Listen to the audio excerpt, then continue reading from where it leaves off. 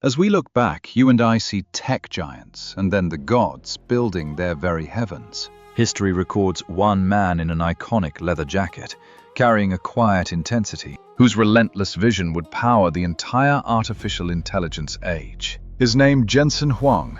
His company, Nvidia, once teetering on the edge of ruin, would become the most valuable corporation on Earth, soaring past a market capitalization of $4 and even $5 trillion.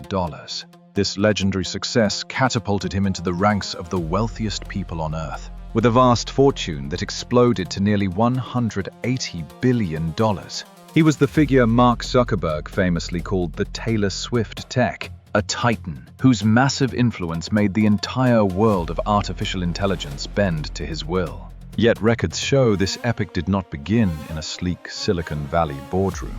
There was no venture capital here, nor any silver spoon.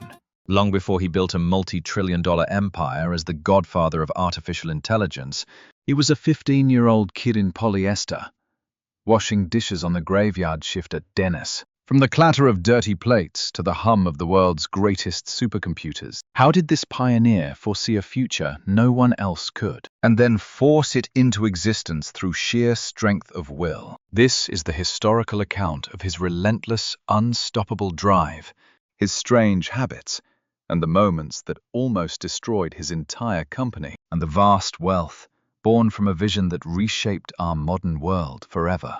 His epic story begins not in America, but in Tainan, Taiwan, where he was born in 1963. The records show his childhood was of constant motion.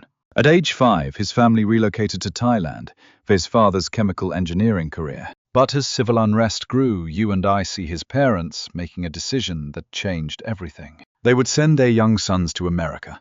At the young age of 9, Jensen and his brother were boarded on a plane to live with relatives in the United States. It was a massive leap of faith into a land they only knew from pictures. Their well-meaning relatives enrolled them in what they believed was a highly prestigious prep school. But the grim reality was far different. They mistakenly sent the two boys to Oneida Baptist Institute in Kentucky, a reform school for troubled youth. For a 9-year-old with barely any English, it was a harsh, brutal immersion. He was a small, foreign child, surrounded by tough, aggressive teenagers. He endured bullying, living as a total outsider. Each passing day became a lesson in pure survival. His daily chore was to clean the boys' bathroom every single afternoon after class. A deeply humbling task that taught him early, vital lessons in diligence.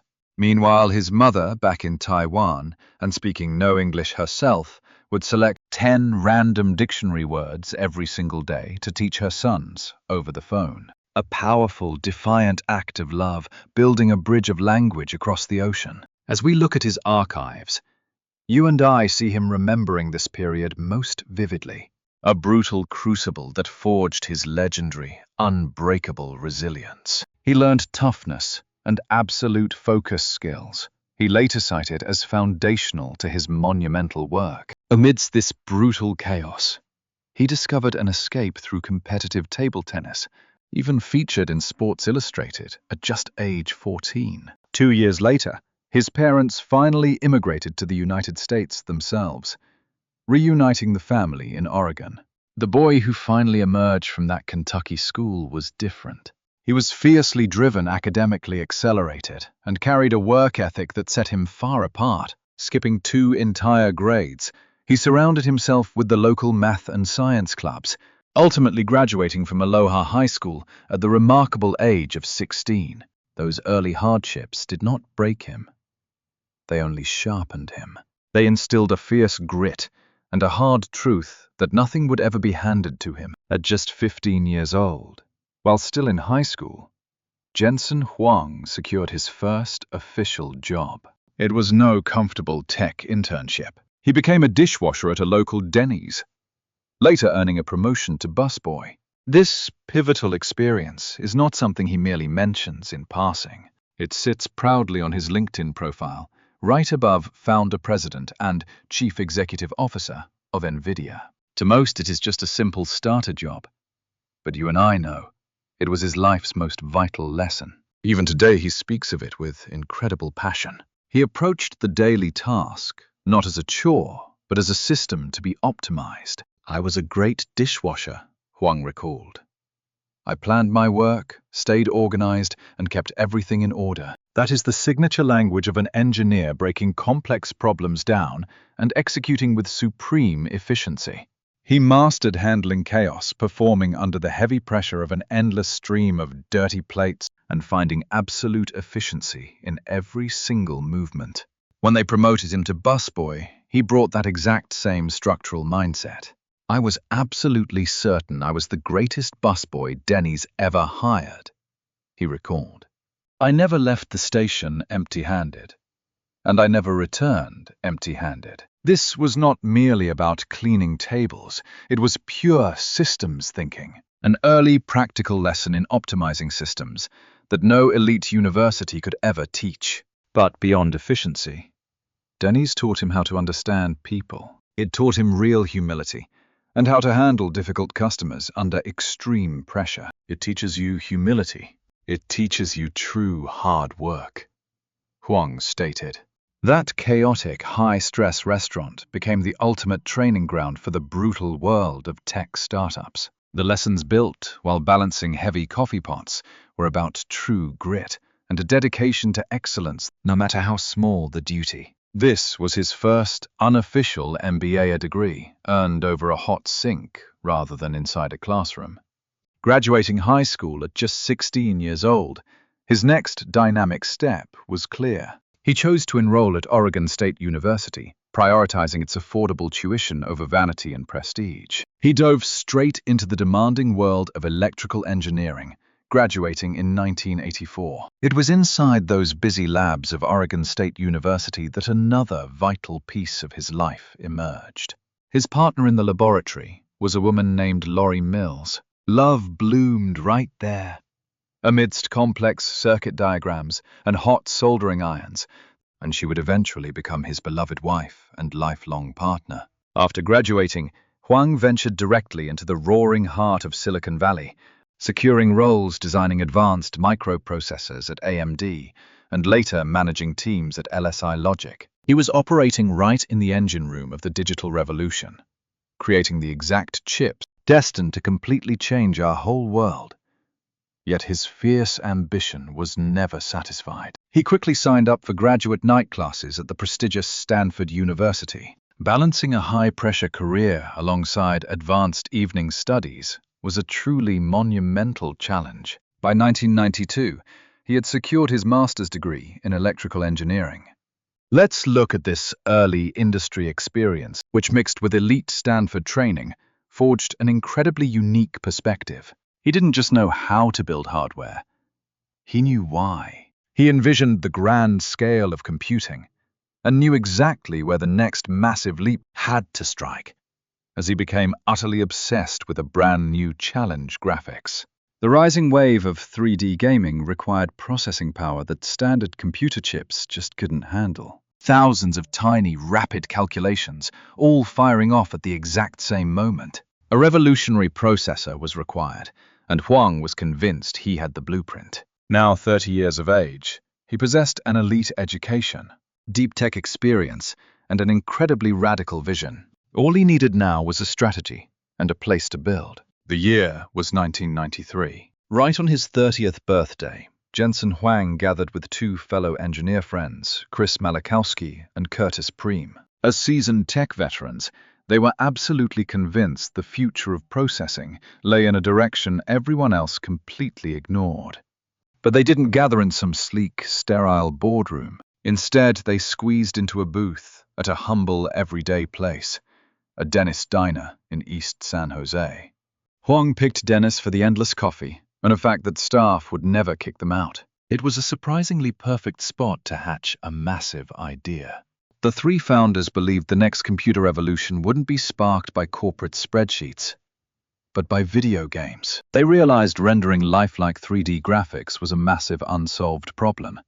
They gambled that gaming would become the ultimate catalyst to finance the creation of a brand new chip architecture, a graphics processing unit, the GPU, right there, In that greasy booth, fueled by endless cheap coffee, they decided to name their startup. They initially toyed with Envision, but Huang pushed for a name based on the Latin word for envy, Nvidia aiming to make every competitor green with envy. And just like that, Nvidia was born, starting from incredibly humble roots. Armed with just $40,000, the company officially launched. Yet the actual filing story gets even more ridiculous. To submit the official paperwork, Huang's lawyer demanded the last $200 cash in his pocket. Huang then had to track down his partners and ask them to pitch in their own $200 share. It was a dangerously bold play.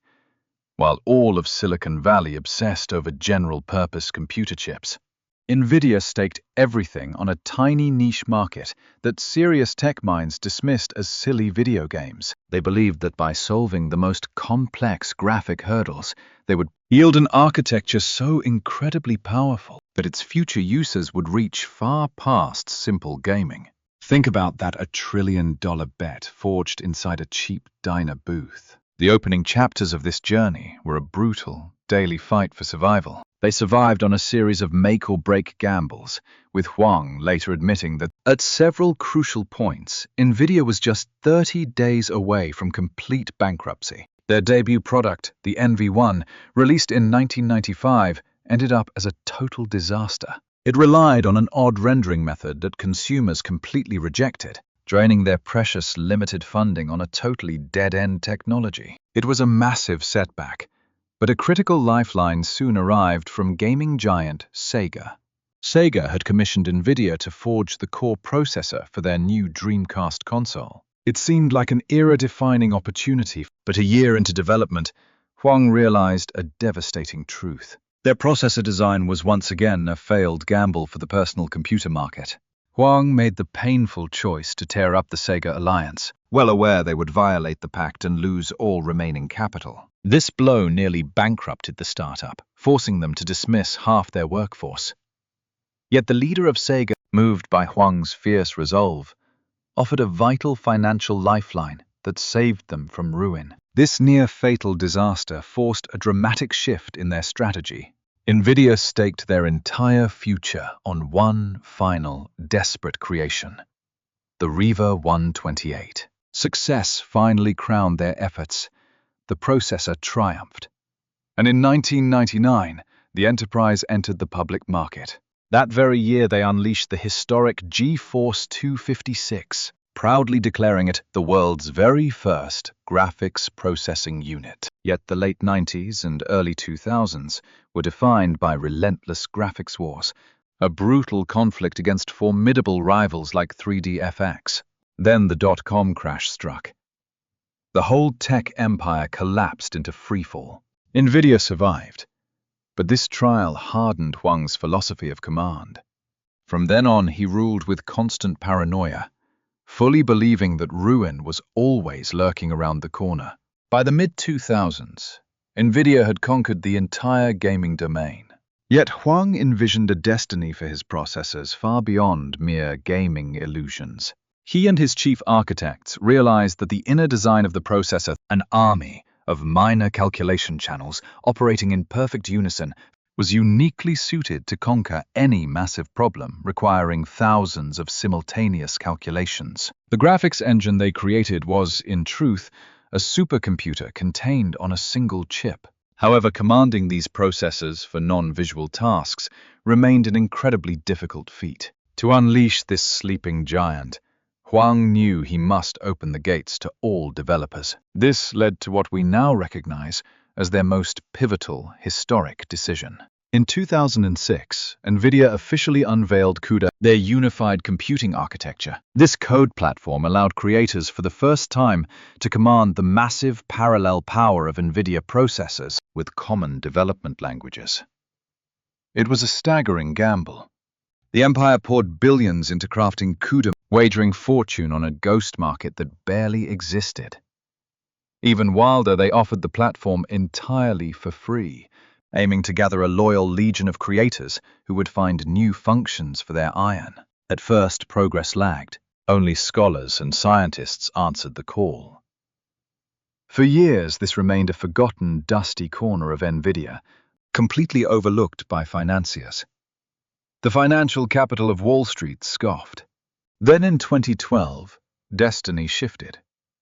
At a massive computing tournament, an artificial intelligence named AlexNet shattered records in visual recognition, completely defeating all rival models that came before. The source of its power, it was trained using 2 Nvidia GeForce processors. This, as we now know, was the genesis of modern artificial intelligence. It proved definitively that graphics units were the key to deep learning. Suddenly, Huang's long, multi-billion-dollar crusade for CUDA paid off beyond measure. No longer a mere manufacturer, he became the supreme weapons master for the artificial intelligence revolution.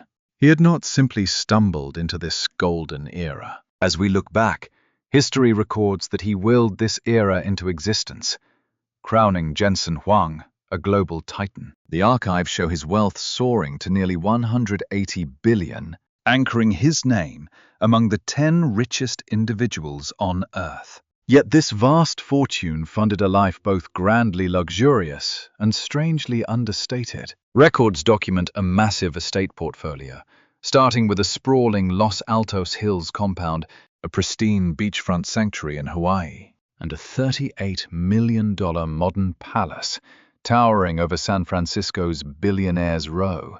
But history remembers him by a singular, unchanging uniform, that iconic black leather jacket. This was no calculated stunt, like Steve Jobs and his turtleneck.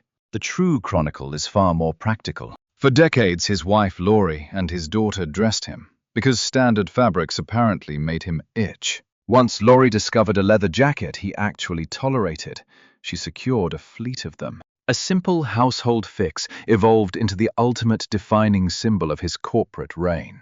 Unyielding, comfortable, and quietly absolute. Let's study the most unique detail his doctrine. Guiding an empire valued in the multi-trillion-dollar range, Huang enforced a flat hierarchy, directly commanding 60 top-tier officers himself. He banned private one-on-one briefings, a move rooted in absolute radical transparency. He argues that hoarded intelligence breeds toxic power imbalances.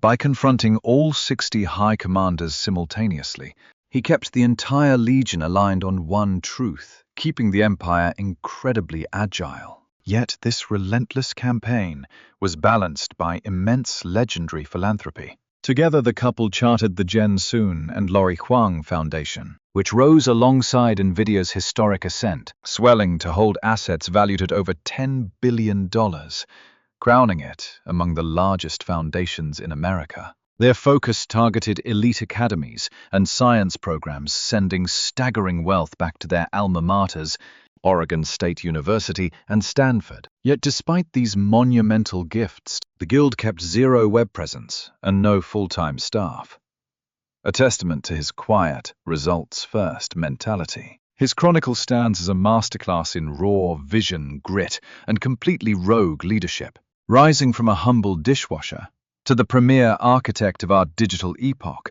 he proved that the grandest historical empires rise only from the most desperate gambles. If this historical record moves you, hit that like button. Subscribe as we continue cataloging the lives of humanity's greatest pathfinders.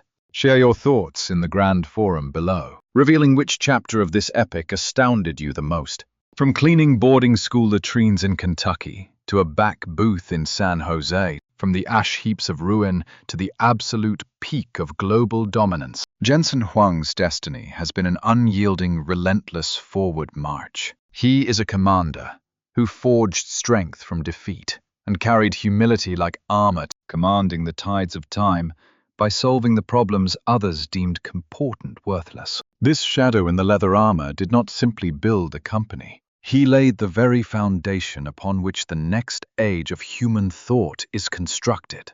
His monument is not the silicon he forged, but the limitless future he unlocked for our species. He remains, by every historical measure, the true godfather of artificial intelligence.